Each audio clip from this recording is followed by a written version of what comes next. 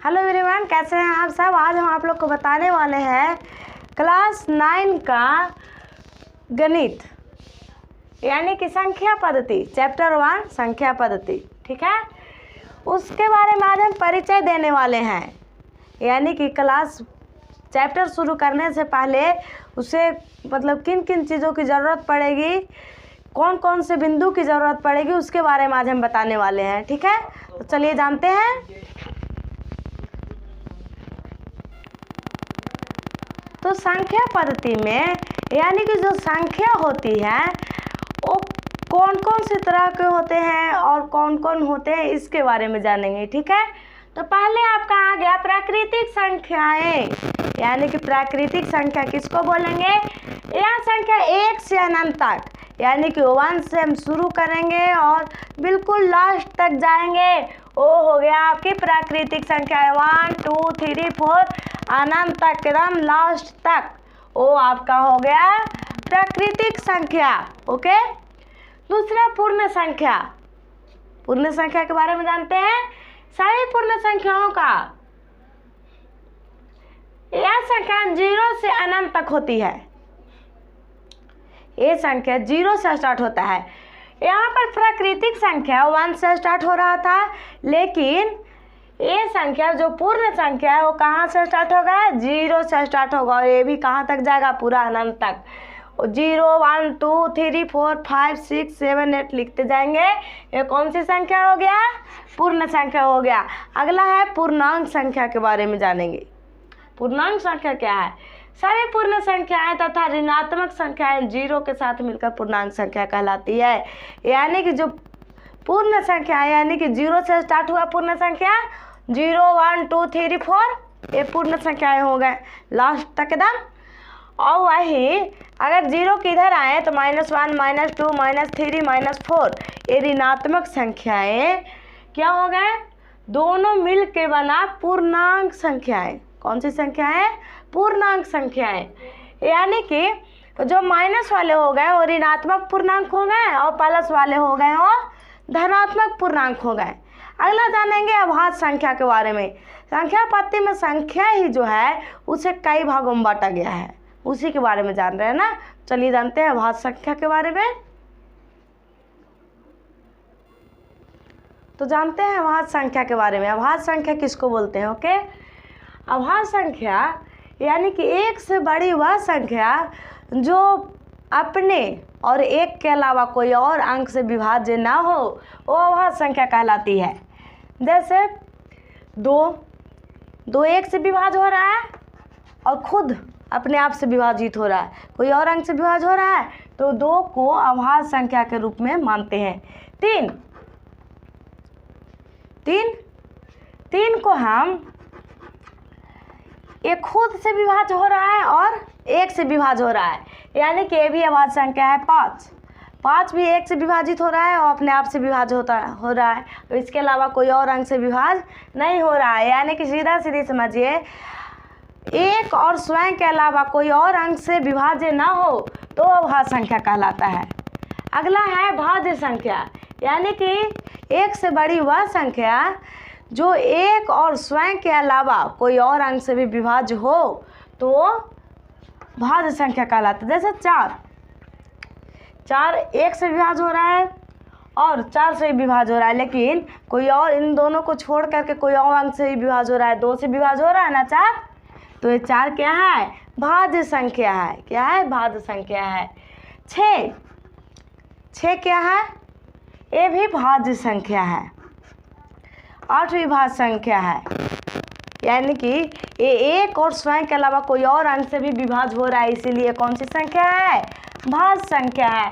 अगला है परिमेय संख्याएं, जिसे p/q के रूप में लिखा जाए और q बराबर 0 नहीं हो तो वो परिमेय संख्याएं कहलाती है। जैसे 1/2, यानी कि भिन्न के रूप में लिखें, लेकिन इसके हर में 0 नहीं आना चाहिए।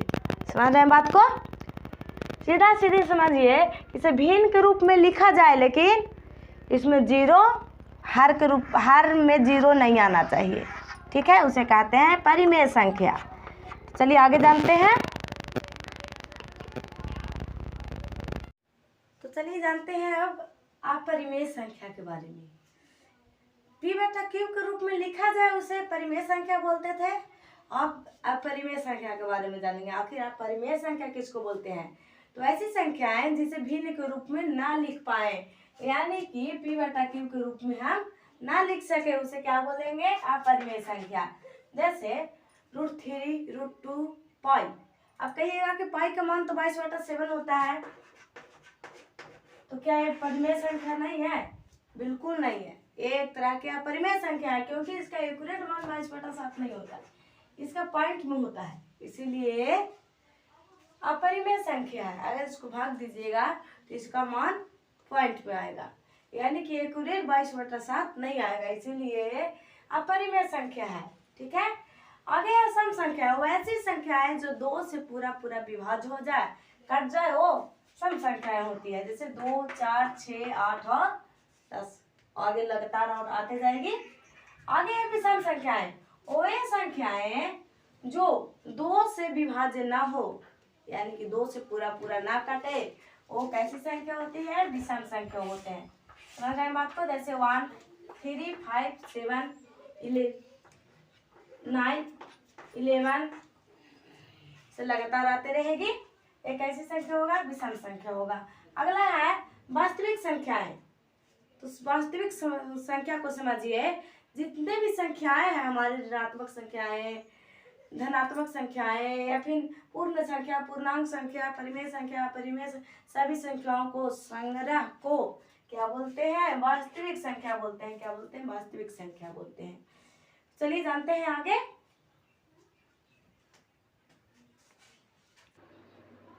तो चलिए जानते हैं वास्तविक संख्या, यानी कि वास्तविक संख्या उनके जो दशमलव प्रसार होते हैं उसके बारे में जानेंगे। ठीक है, तो पहला है शांत, यानी कि दशमलव प्रशांत में शांत वास्तविक संख्या कौन होता है? इन स्थिति में शेष 0 होता है, यानी कि जब हम किसी अंक से किसी अंक में भाग देंगे तो शेषफल अगर 0 आ जाए तो वो क्या कहलाएगा? शांत कहलाएगा। जैसे 2 से अगर हम 10 में भाग देते हैं तो शेषफल 0 आया, तो एक कैसा है? शांत है। समझ रहे हैं बात को? अगला है, यानी कि 10/2 कैसा वास्तविक हो गया? शांत हो गया। अगला है अनुसानीय वृत्ति ना। अनुसानीय वृत्ति इस स्थिति में शेष पुनरावृत्ति होते हैं, यानी कि बार बार शेष आते जाएगा, वही आते जाएगा। जैसे अगर हम 3 से 10 में भाग देते हैं, 3 त्रिक 9, 1 बचा, 1 से पॉइंट बैठाएंगे तो 1 0 आएगा, फिर 3 त्रिके 9, फिर 1 आया, और है ना, बार बार 1 1, फिर 0 उतारेंगे, फिर 3 से देंगे, फिर 1 आ जाएगा, यानी कि पुनरावृत्ति लगातार वही आते जाए तो अनुसानीय आवृत्ति कहलाता है। क्या कहलाता है? अनुसानीय आवृत्ति। अगला है अनुसानी अनावृत्ति। वो आवृत्ति था ये अनावृत्ति ना, यानी कि शेषफल बार बार रिपीट ना हो अगर भाग देने पर, तो अनुसानी अनावृत्ति कहलाता है। समझ रहे हैं बात को? जैसे हम पाई का मान 22/7 ले लेते हैं, अगर 7 से हम 22 में भाग देते हैं, 21 आया आपका, यानी कि एक आया शेषफल, पॉइंट बिठाए 0, 7 का 7 शेषफल। पिछला बार शेषफल आपका 1 आ गया था, इसके बाद 3 आ गया, तो पुनरावृत्ति एक ही चीज बार बार नहीं ना आ रहा है, तो क्या कहलाया? अनुसानी अनावृत्ति। अगर एक ही चीज शेषफल बार बार आया तो अनुसानी आवृत्ति कहलाएगा, और अगर एक ही चीज शेषफल बार बार ना आए, रिपीट ना हो, तो अनुसानी अनावृत्ति कहलाएगा। एक अनावृत्ति है, एक आवृत्ति है। आवृत्ति में शेषफल रिपीट होता है और अनावृत्ति में शेषफल रिपीट नहीं होता है, चीज को समझिएगा। चलिए अब आगे जानते हैं घातांक के नियम के बारे में। ठीक है, चलिए ये है घातांक के नियम। जैसे a के पावर m इंटू a के power n equal to m के पावर m प्लस n। अगर ऐसा रहेगा तो m के पावर m प्लस शो करके दिखाते हैं। ओके, अगर a दोनों एक ही है, यानी कि एक ही अंक ले लेते हैं, 2 ले लेते हैं, यहाँ पर m पावर हम 2 ले लेते हैं, इंटू कितना है, यहाँ एक ही अंक है a है ना, 2, यहाँ कितना ले लेंगे, 3 ले लेते हैं, रख लेना है। तो आपका सोल्व करने पर आएगा a बराबर में a यानी कि 2 और फिर कितना m यहाँ पर कितना है 2 प्लस n यहाँ पर कितना है 3, यानी कि आपका आंसर आ गया 2/5। इसको और सोल्व कर सकते हैं 2 इंटू 2 इंटू 2 इंटू 2 इंटू 2 यानी कि 2 के पावर 5 यानी कि 2 2 2 2 5 बार 2 इंटू 2 2 दूनी 4 4 दूनी 8 8 दूनी 16 16 दूनी 32। आपका आंसर आ गया 32। समझ रहे हैं बात को। चलिए अब अगला सोल्व करते हैं। आपके पास है a के पावर m, उसका पावर है n निकालना है। तो आपको ये सोल्व होके आ जाएगा m के पावर m n ना। देखते हैं यहाँ 2 रखते हैं, कितना हो गया 2 के पावर 2। यहाँ रख लेते हैं दूसरा अंक 3। सोल्व करके देखते हैं आता है कि नहीं। कितना है a की जगह पर यहाँ कितना लिए 2 लिए ना। m के जगह पर 2 लिए, m के जगह पर n के जगह पर कितना लिए 3, यानी कि यहाँ पर कोई चीज नहीं आएगा लेकिन 2 है, यानी कि आपका कितना आया 2 के पावर 6। सोल्व कर लेते हैं। आइए बताएं जितना पावर उतना बार अंक लिख देंगे 2 into 2 into 2 into 2 into 2 into 2 2 दूनी 4 4 दूनी 8 8 दूनी 16 16 दूनी 32 32 दूनी 64। यही आपका क्या हो गया आंसर हो गया। चलिए जानते हैं और घातांक के नियम। तो चलिए आपके पास अगला घातांक है a के पावर m बाटे a के power n equal to a के पावर m माइनस n, यानी कि ऐसा रहेगा। तो ऐसे हम लोग के करके सोल्व कर लेना है। a बराबर हम 2 ले लेते हैं, दोनों जगह यही है। m बराबर हम कोई भी अंक ले सकते हैं, 4 ले लेते हैं। इसके बराबर 2 ले लेते हैं। m बराबर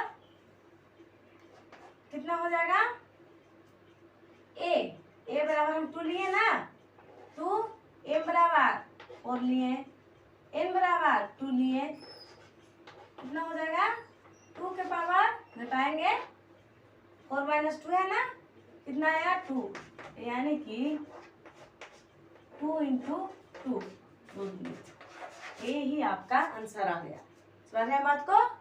जैसे जैसे सिर्फ कहेगा वैसे वैसे अंकों को बैठा देना है, ठीक है। यहाँ देखिए a के पावर m, यहाँ कुछ नहीं है यानी कि इंटू है, ओके।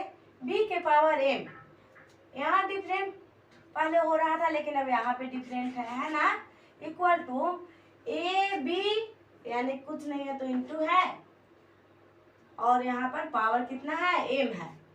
चलिए सोल्व करते हैं। a बराबर अगर हम 2 लेते हैं, m बराबर ले लेते हैं 3, ओके। b कितना ले, b अगर हम ले लेते हैं 3, यहाँ कितना हो जाएगा m बराबर 3 लिए तो यहाँ तो भी तो m बराबर 3 लिखना होगा। अब कितना है a b, यानी कि a और b को हमको 2 इंटू 3 m बराबर हम कितना लिए 3 लिए 3, यहाँ कितना हो जाएगा 3 दूनी 6 6 के पावर 3 हो रहा है ना। 6 इंटू 6 इंटू 6, यही बताएं कि जितना पावर रहेगा उतना बार इंटू कर देना है। 6 सक 36 36 सके 6 सक 36 36